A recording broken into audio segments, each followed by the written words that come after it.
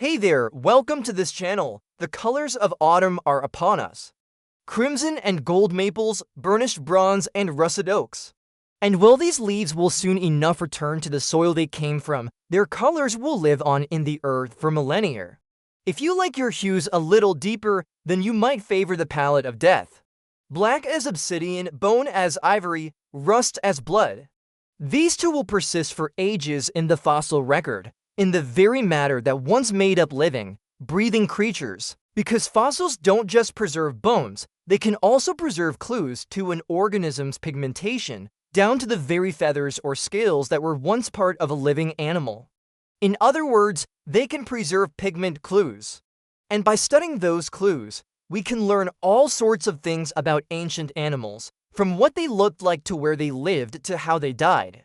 What's more, scientists are continually getting better at finding and analyzing these pigment clues, uncovering nature's palette one layer at a time. Back in 2010, researchers reported finding melanins, the pigments that give us our hair and skin color, preserved in 12-year-old amber.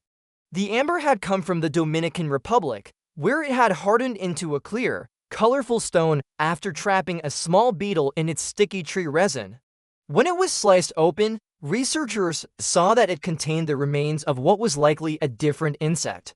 The amber's many years of age didn't stop its contents from retaining evidence of color. It seems that certain pigments can survive in amber for tens of millions of years. So it stands to reason that they could survive in fossils as well. And that's because fossils aren't just old bones. They're body parts, or sometimes traces of bodies, that have been preserved in the rocks of the geologic past.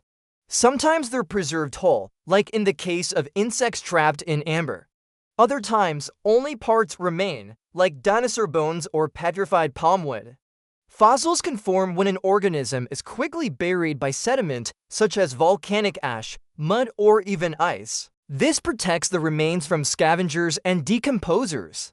And over time, the weight of the layers above slowly turns the remains into rock. But not all fossils are created equal. The fossilization process works best on hard body parts like bones, shells, and woody stems. Softer tissues like organs and skin generally get decomposed before they have a chance to fossilize. That's why the discovery of pigment preserved in fossils is so exciting.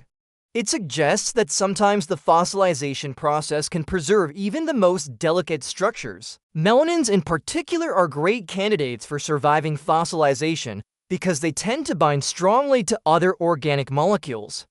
But that's not the only reason they're useful for understanding ancient color. Modern organisms use melanins to protect themselves from the sun's ultraviolet rays. And if we know how much melanin an animal had, we can draw some conclusions about where it lived.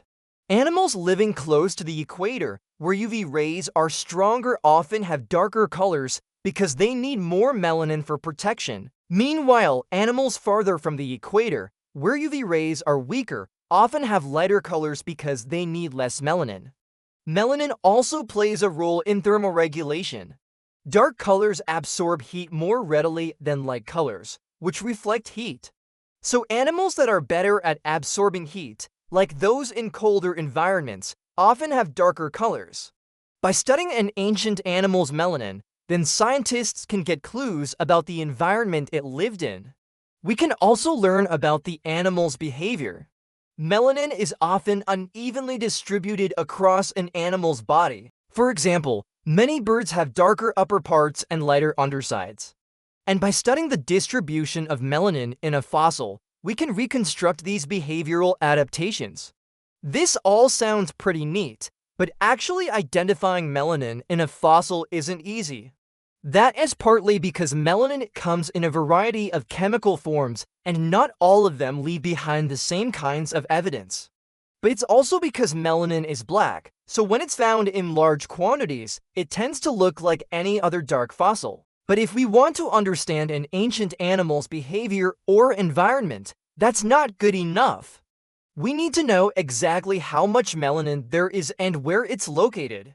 That's what makes recent advances in microscope technology so exciting.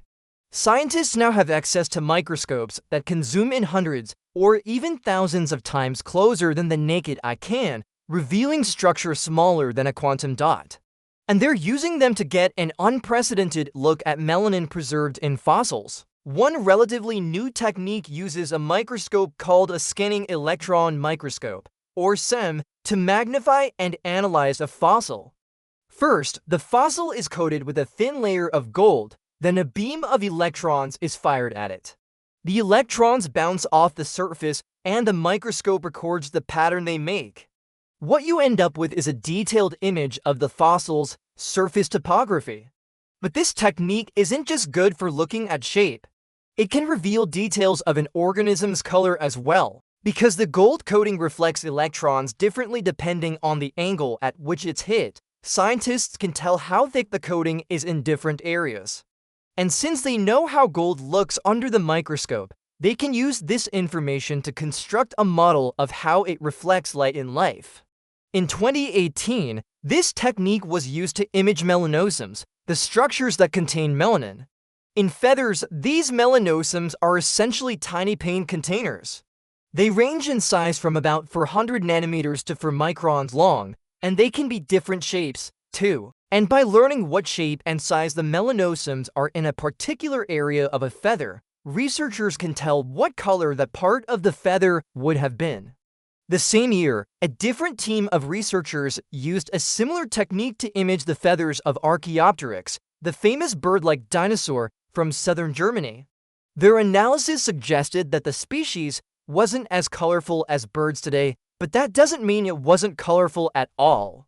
A later study published in 2021 pushed the limits of microscope technology even further, literally seeing eye to eye with melanosms. The researchers used a transmission electron microscope to visualize feathers from several extinct birds. They found that the shape and distribution of melanosms in these feathers is surprisingly complex. Some parts of a feather contain lots of small melanosms, while others contain few, large melanosms. In fact, no two spots were exactly alike. And since each type of melanosm produces a different color, this complexity may have produced a sort of mosaic pattern on the bird's feathers. Unfortunately, the sample size for this study was small, consisting of feathers from only 4 individuals. But if the results are typical, then the birds of the Cretaceous period were far more colorful than previously thought. But feathers aren't the only part of an animal that can preserve melanosms, skin can too. And studying the melanosms in fossil skin can tell us a lot about an animal's evolutionary history. Take, for example, the strange, scaly dinosaurs known as Ornithomimids. These plant-eating dinosaurs resembled kangaroos with their long legs and short arms. They lived in herds in the late Cretaceous and were among the largest terrestrial vertebrates of their time. But despite their imposing size, Ornithomimids have puzzled paleontologists since they were first discovered.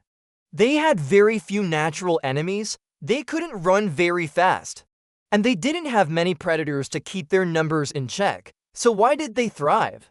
One idea is that Ornithomimids evolved during a time when mammals were scarce, allowing them to fill the ecological role of herbivores and coexist peacefully with early mammals. But that hypothesis didn't sit well with another piece of the ornithomimid puzzle.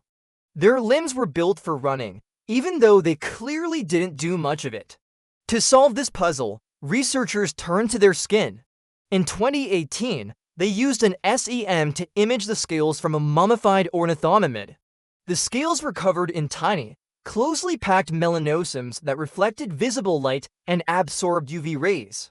And this suggests that ornithomimids had fur-like feathers that helped them regulate their body temperature.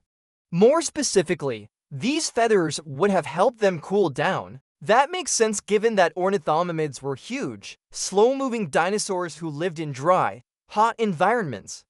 But it also means that they weren't well adapted for conserving body heat, which would have been necessary for running long distances.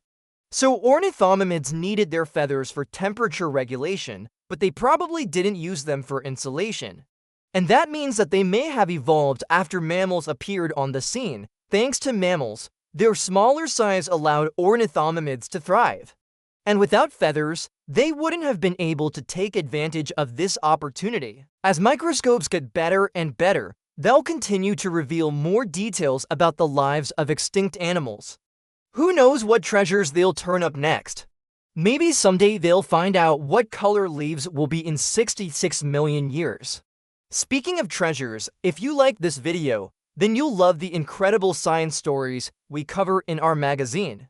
Every month, we dive deep into the world around us and uncover the hidden patterns, connections, and stories that make science so fascinating. Just like with this issue about color, where we explore everything from why sunsets are so colorful to the science of camouflage to the surprising ways that people perceive color. And every issue has gorgeous illustrations that bring these scientific concepts to life.